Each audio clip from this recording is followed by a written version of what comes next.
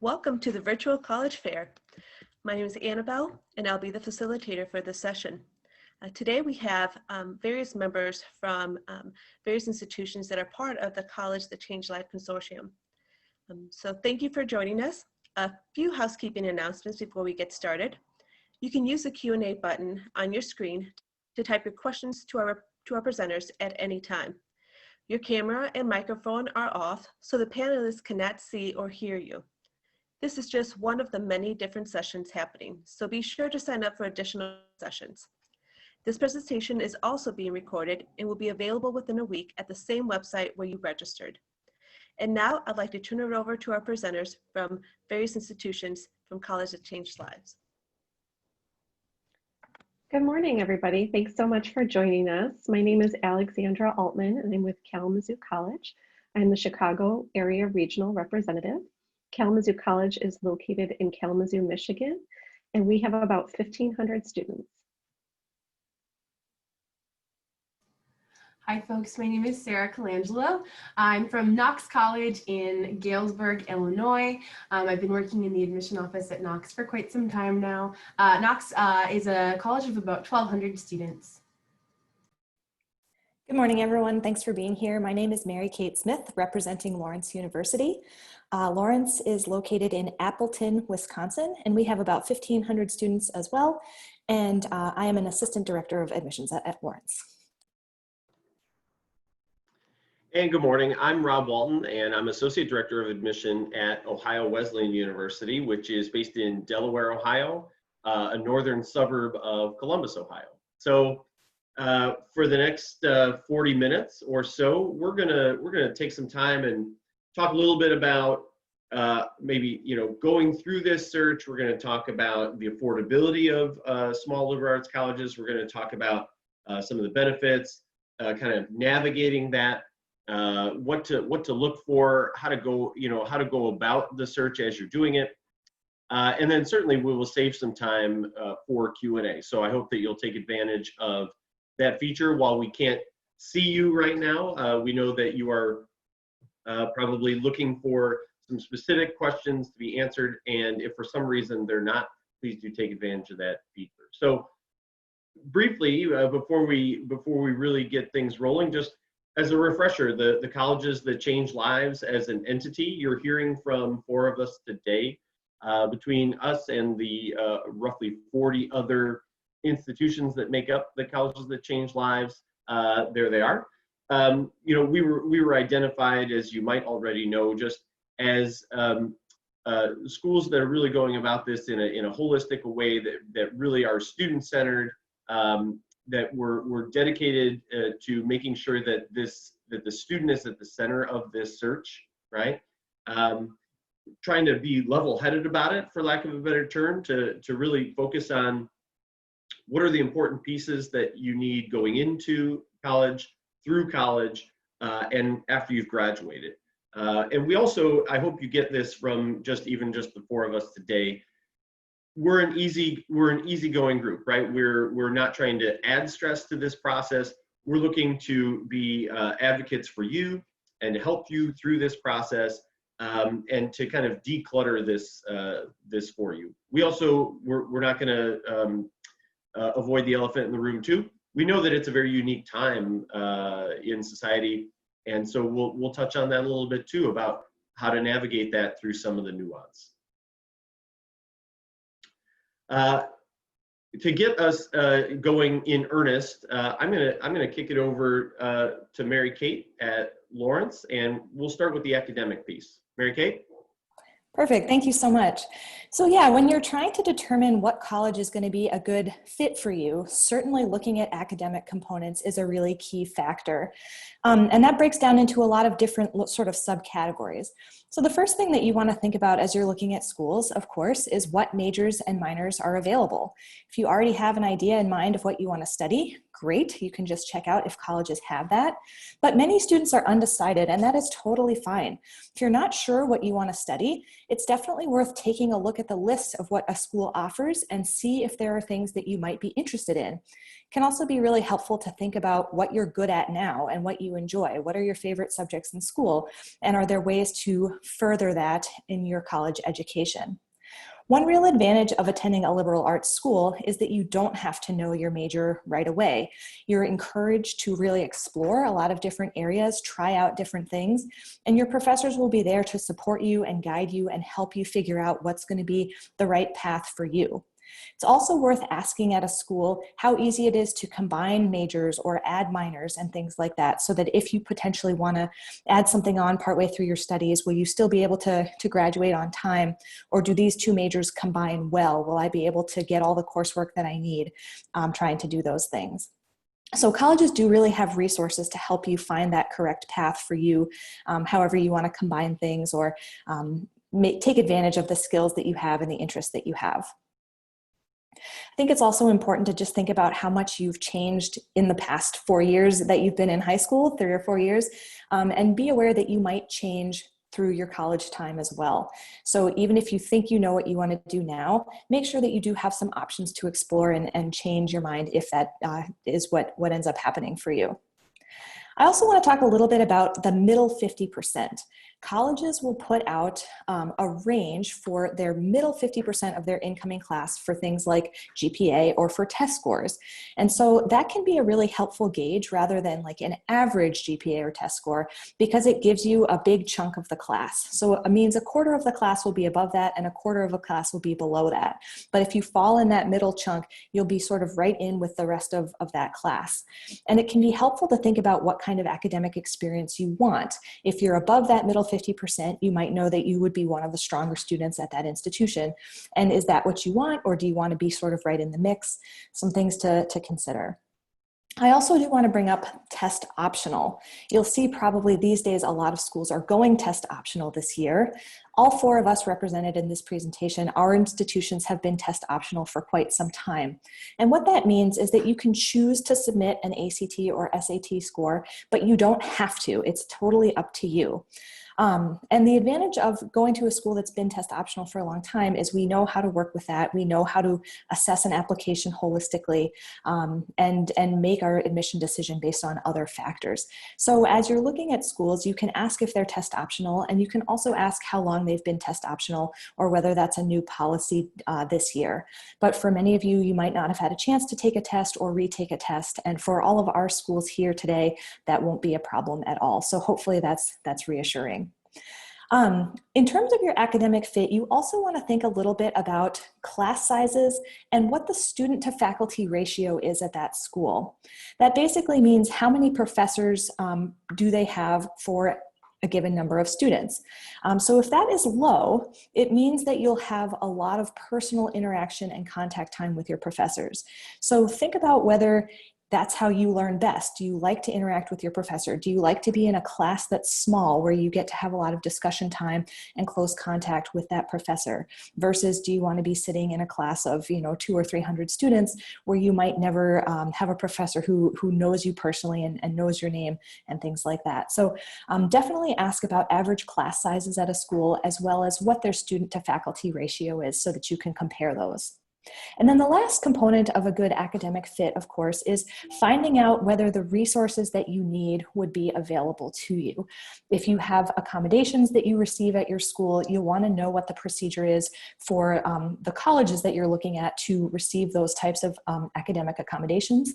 Similarly, if you see yourself potentially wanting to take advantage of tutoring, you might want to ask, does the tutoring center offer free tutors? In what subjects? What are the hours of the tutoring center? Things like that. So making sure that any resources that you might need in terms of academics, that you're aware of what those are, how available they are, and how you would get in contact with people to learn more information before you decide to attend that school. So that kind of covers some important things to think about in terms of an academic fit at a school. And I'm going to actually hand it back to Rob now, who's going to talk a little bit about social fit and campus environment. Great, thanks, Mary Kate. So that's another important element, I think, as we're thinking about your search is there are a lot of other components to consider, right?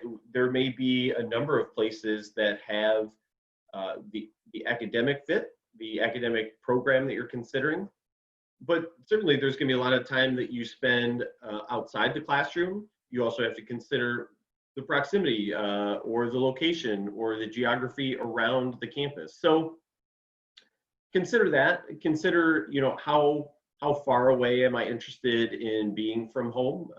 Do I want to be a plane ride away? Do I want to be a considerable drive away? Do I want to be a shorter drive away? Then think about where is that? Is it in an urban center? Is it in a kind of a suburban community? Would you rather be, you know, kind of further out in a more rural community or college town? I think all of those can be contributing factors to determining what's a good fit. Also, you heard from each of us, you know, this morning about size. Most of us are in a general similar size, but is a small school of 2,000 a good fit, or is a small school of 1,000 a good fit? Or if it's that close, is it going to matter to you? So taking the consideration of that, we already heard a little bit about how that affects your classroom size, the student faculty ratio, things of that nature. But as you're thinking about that, think about what do students do there? What do they do for fun? What are the things that are happening in and around campus? What are some traditions there? What are active, engaged, you know, organizations, student groups? You know, are you interested in philanthropy and giving back and community service? Are you interested in athletics, either from a participant standpoint or from just a spectator standpoint?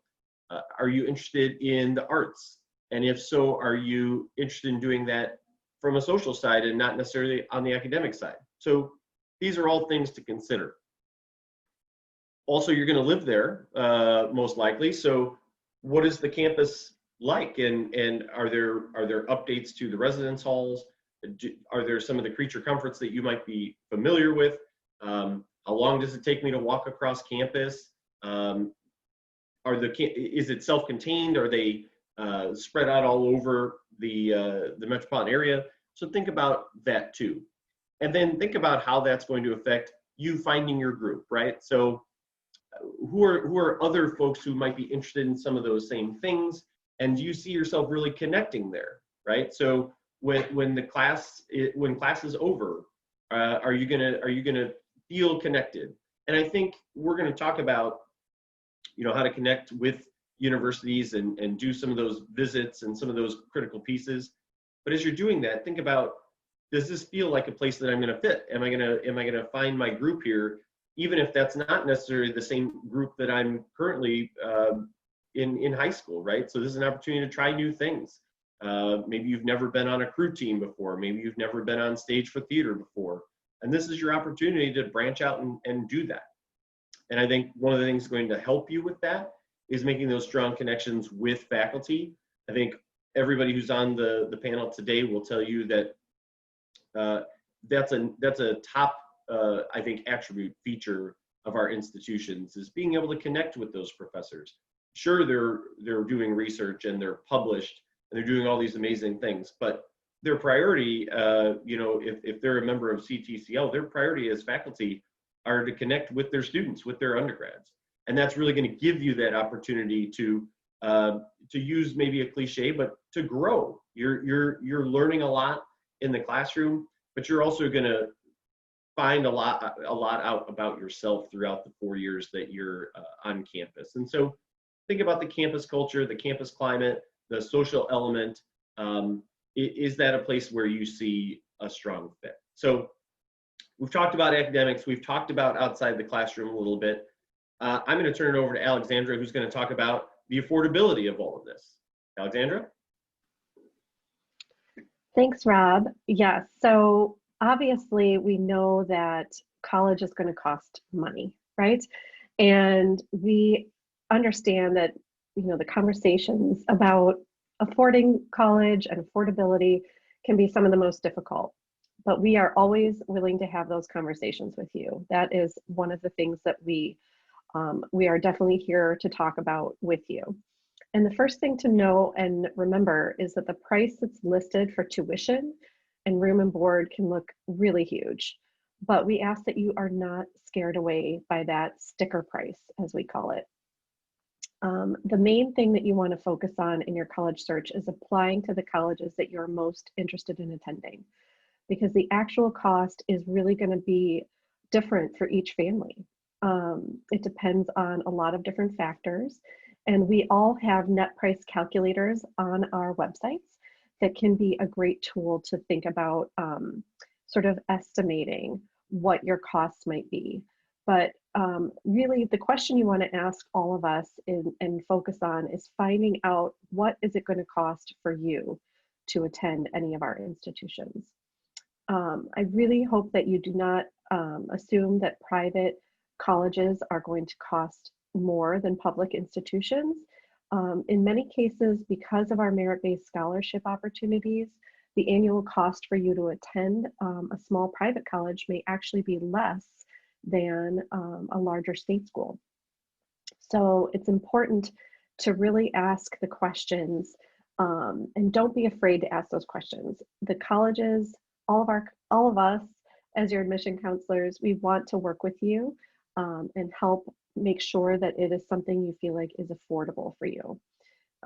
Especially during the uncertain times that we've all been living in this year, we encourage you to tell colleges what your family's financial circumstances might be and how things may have changed, and ask how the colleges are going to process that information.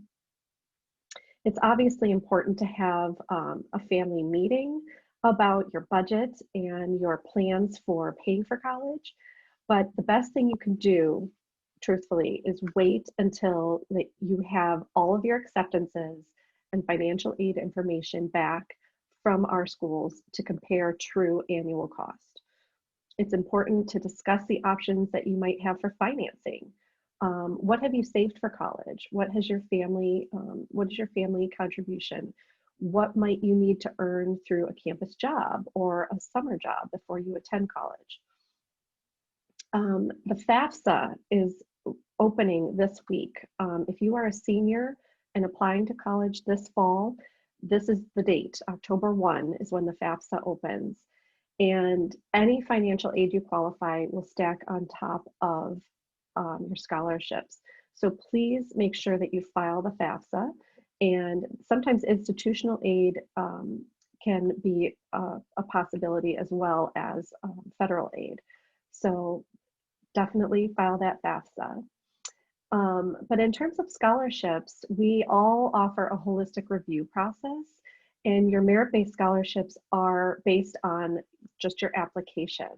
And so we're looking at your GPA, we're looking at your curriculum, and we're looking at your essay. So make sure that those components of your application are very strong. And you can also ask what options there are for additional scholarships. How do you apply for those? And are there any deadlines or conditions? So a lot of times, there's separate scholarships that you can apply for. So just make sure you understand what those might be. And that's something you can ask us about. And then the last thing I want to talk about are loans. I know loans can be scary to think about as well, but they can be really helpful. You need to be realistic about how much you're willing and able to borrow. And a school that's just too expensive at the end of the day may not be a good fit, right?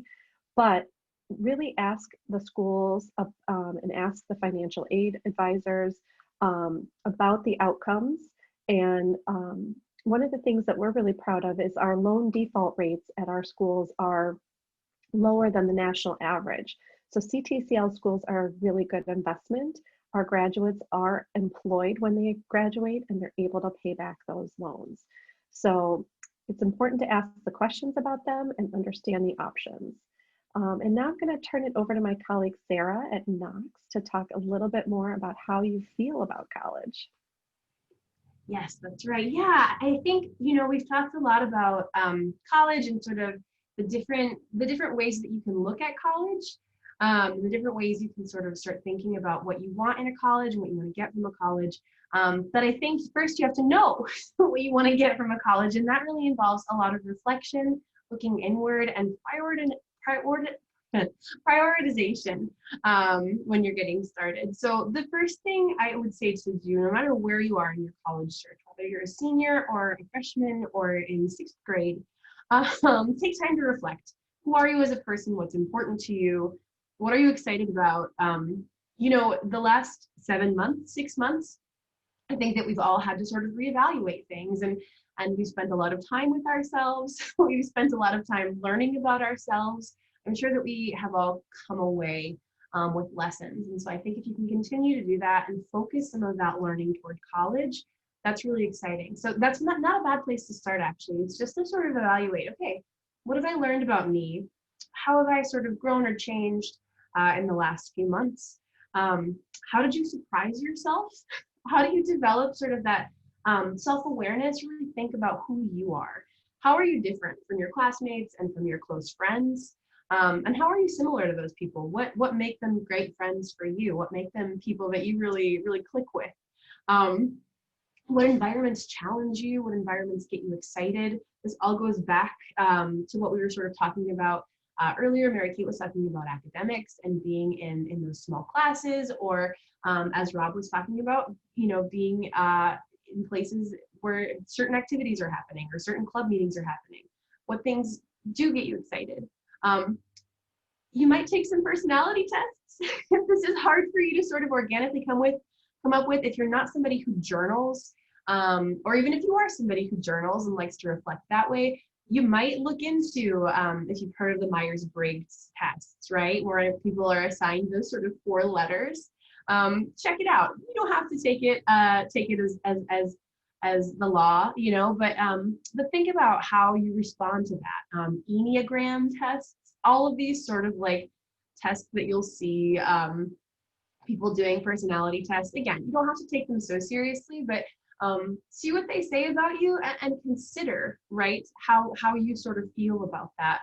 That kind of self-exploration can be really fun. Can be something that you do with friends, can be something that you do on your own. And again, I'm always a big fan of journaling. I think that's a really great way to sort of start thinking about who you are. Think about what you want to get from college. Think about why you want to go, right? Why go? Why even go? Make a list of the things that you like from the perfect college. What do you want to bring?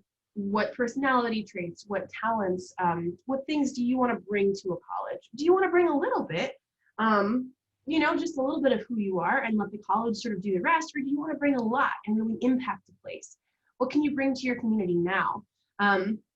If you've ever done like a Girl Scout Gold Award project or a Boy Scout Eagle project, you know that a big question that folks ask at the beginning of those projects is, what needs do you see in your community, right? So think about that.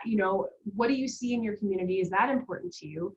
How could you fill those needs? Whether they be, needs that kind of meet the traditional service work sort of way we think about that, or do we just need somebody to be positive, right? In a classroom or on a team or in an ensemble that you're a part of. And think about your non-negotiables. What can you not live without? What are your deal breakers? So it could be having a particular major. It could be having certain religious groups on campus. It could be access to a Starbucks. That's all okay. And then as you're thinking about those non-negotiables, the way that I kind of think about it is, if you've ever seen in the store, you can buy those big cheesecakes where it's like, it's like a 12-inch round cheesecake, but you have maybe 2 of each flavor, right? I will buy that whole cheesecake if it's got 2 pieces of like a pumpkin cheesecake. Even if I'm not crazy about the rest of the cheesecake pieces, that will be my deal breaker, right? That's my thing. That's one of my non-negotiables, right? Like, I'll buy that cheesecake, but it has to have the specific flavor of cheesecake within it. So think about your non-negotiables. What things are you not going to live without?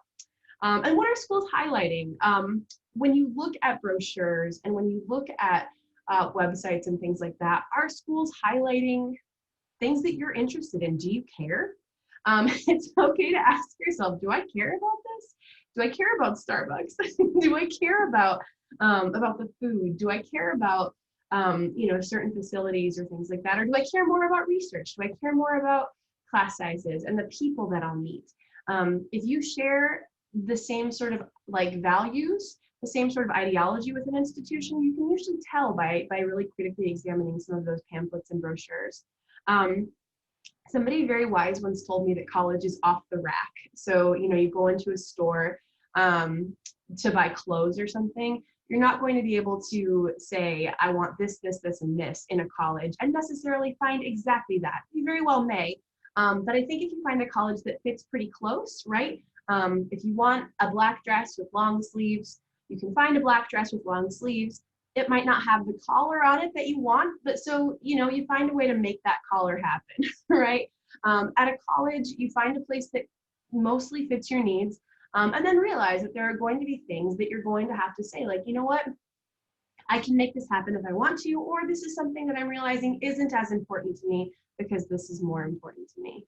Personalize your questions. Once you know all these things about yourself, you can ask questions that are really true to you. You don't have to necessarily ask the same questions that your friends are asking or that somebody else on the tour is asking. And don't feel insecure for asking questions that are a little off the wall. Don't feel strange for asking questions that are a little bit different or questions that you just want more clarity on, or if things aren't clear on brochures and websites, that's okay. So really ask those questions and ask those questions of people who will know the answers, right?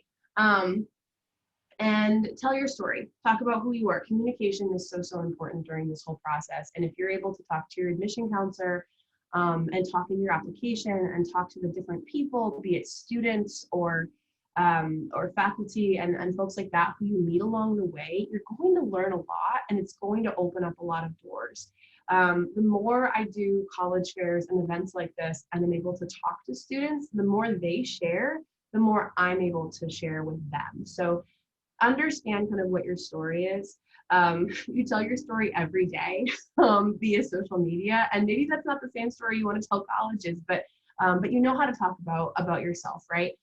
Keep doing that and keep doing that for colleges.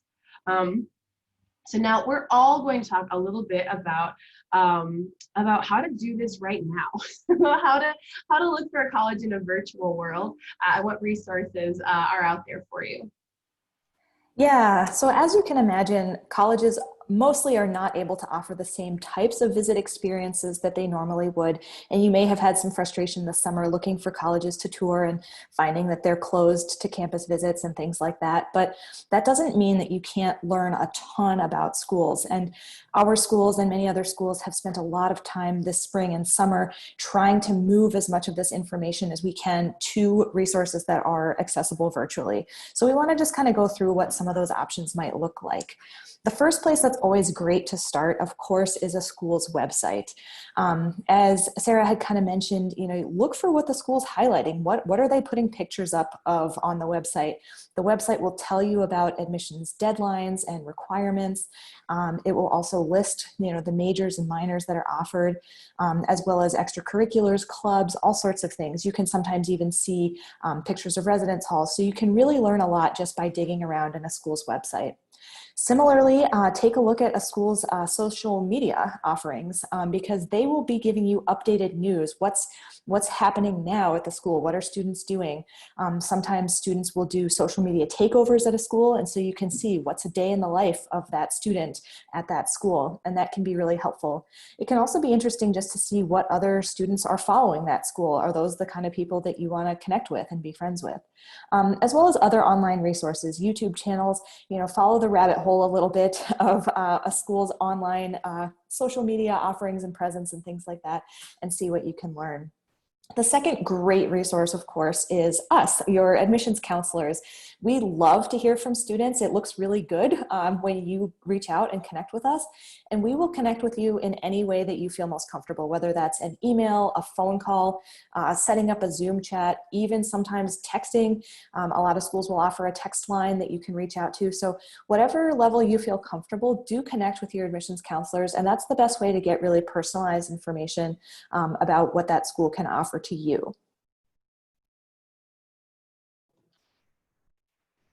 So the other, we alluded to kind of the elephant in the room, that this is a unique time, and that all of you are kind of starting this search in a very different way. Hence, we're here talking on Zoom right now. And as you're thinking about going and visiting these tours, or visiting these campuses, excuse me, for years, your older siblings, your older friends, your parents, their parents have always been told, you got to visit campus, you got to visit campus.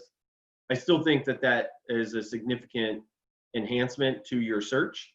But I think the difference now is that you can do that at the level that feels comfortable to you. So depending on where you live and where you currently are, versus also where you may be visiting, and just your general comfortability with getting out there and seeing things in person versus still being able to do them in a safe at home kind of a manner. Many schools are going to be offering both. So for right now, is it a better fit for you to do a virtual tour?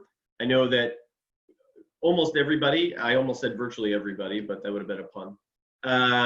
Just about everybody has a virtual tour out there, and they're really good. We have the technology in 2020 to be able to make things look really good. I think the other thing is that at some point, it is likely that you're going to be on campus.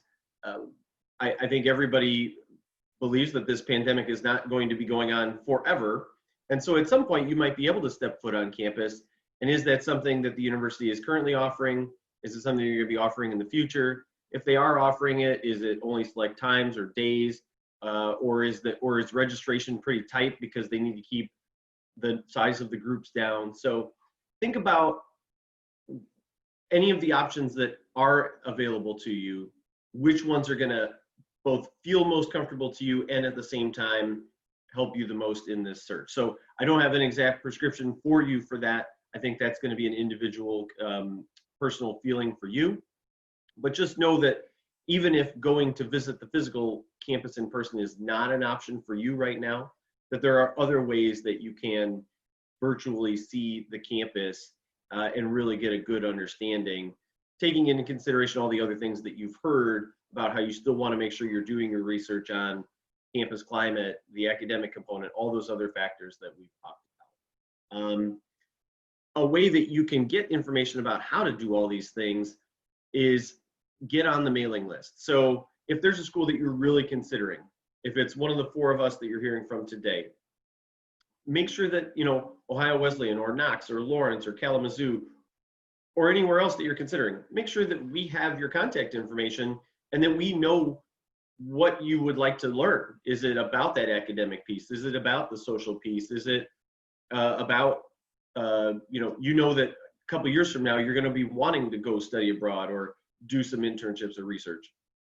So help us help you so that we can do that. And I think just getting your name out there is more critical than ever before, because there aren't some of the natural ways that normally folks of us on our side of the desk that we would be getting that information. So take that initiative, take those keys, drive this process, and get yourself on the mailing list. So those are my two takeaways.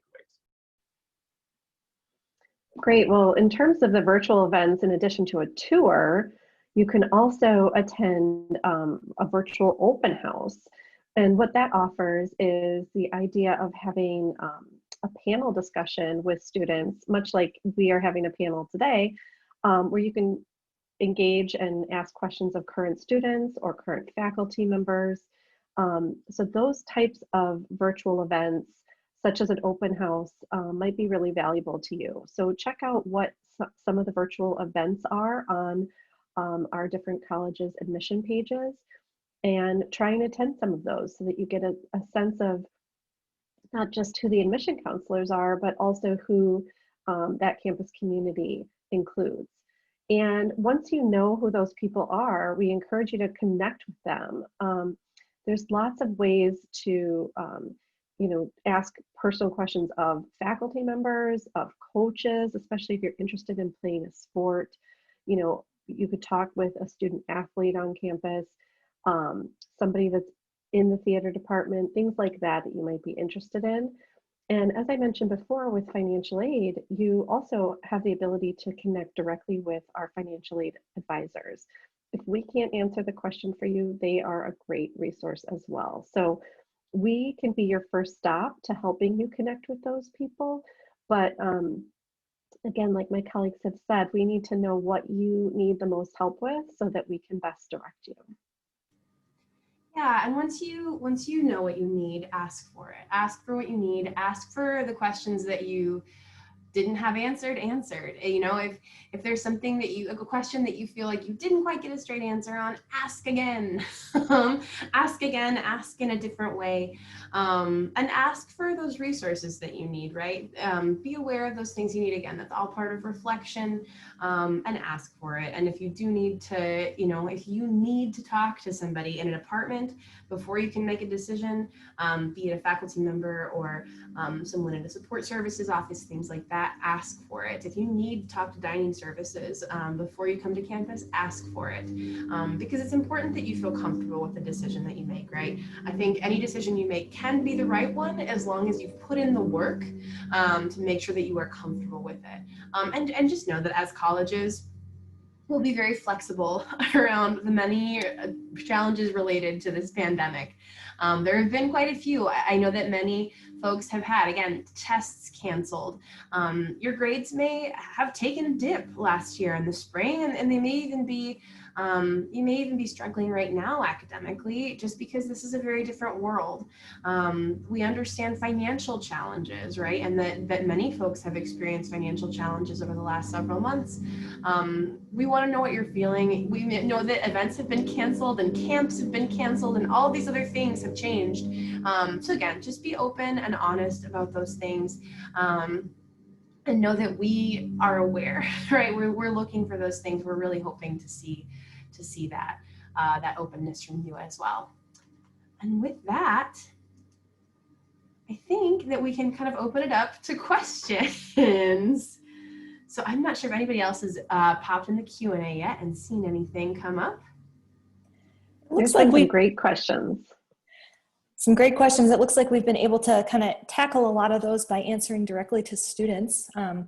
But I thought maybe one thing we could do is all answer a question that we get a lot, which is, what is some good advice that you have for students as they approach the college search process as well as the college application process?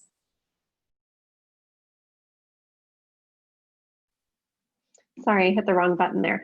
One of the things that I would love to remind students is when you are tackling your application, we did mention holistic review. That is something that you will hear a lot about. We would love to know more about you. So making sure that you are using that essay to really get your voice heard and so that we can get to know you is so important. And making sure that you list all of the things that you're involved in outside of the classroom on your list of activities is really, we love reading that. We are the people that read your application, and we want to know more about you. We want to know the things that you're involved in. That could be clubs, that could be sports, that could be that you have a job or that you take care of your family members. We would really love to know that about you. So that would be my advice.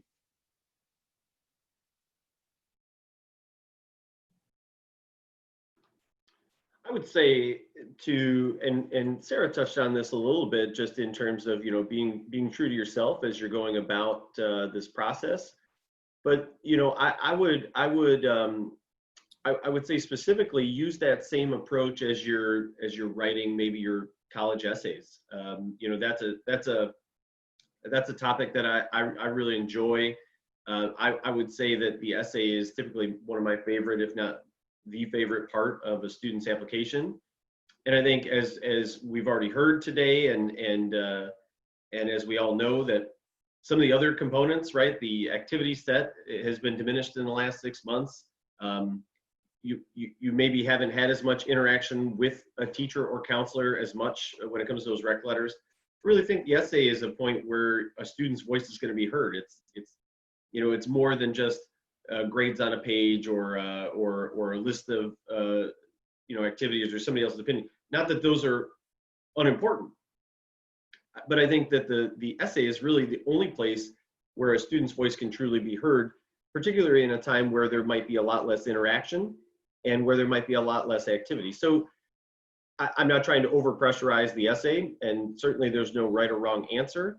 And I think that it's just an opportunity for you, even if the essay is not about you, for the reader to really understand a little bit about who that author is and who the person behind all of the other information that we have is. So take a little bit of time with it. That's all. Just you know, don't just click the proofread spell check button, but really spend some time on it.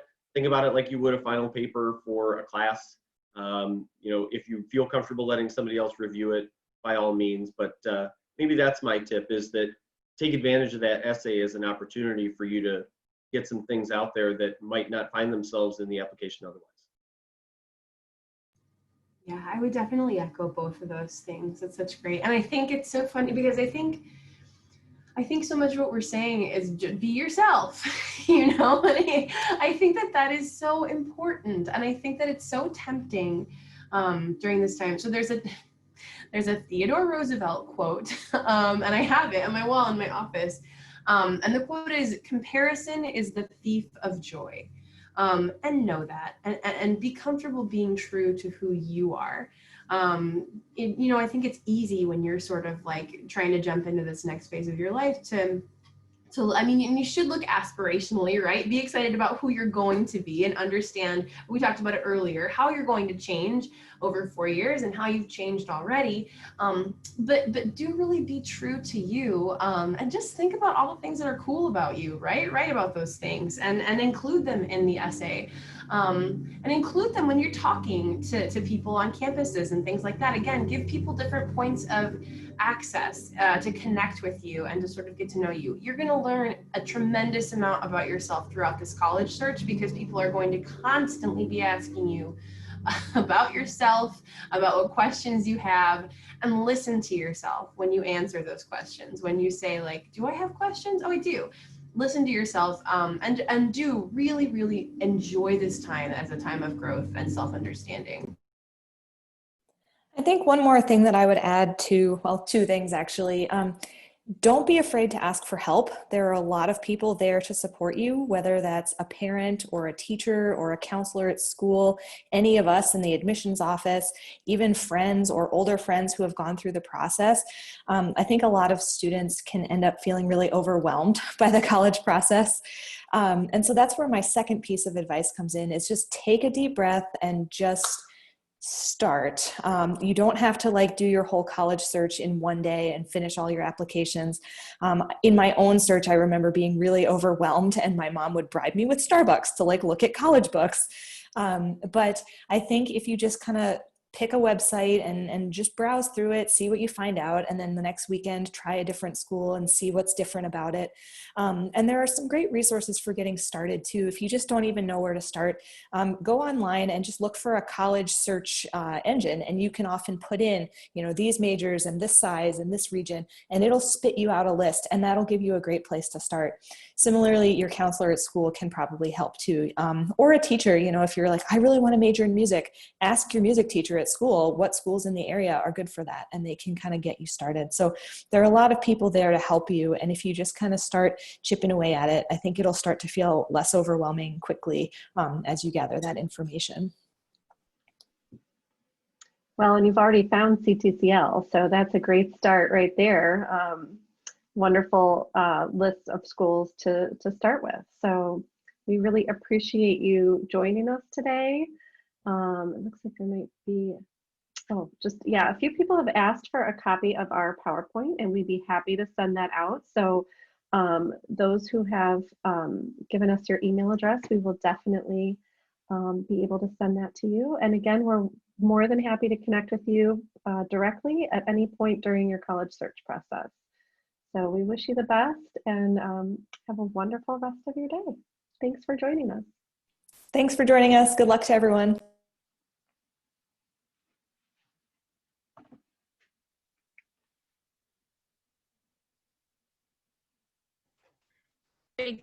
Thank you. And I just want to remind everyone that if we close this window, there will be a link to a very quick 4-question survey. We appreciate any feedback you can provide. And also just a reminder that this is just one of the many sessions being hosted. So please be sure to sign up for additional sessions. And in about a week, you'll be able to find this session's recording as well as all other sessions recordings that you've attended. So again, thanks to our panelists, and have a great day.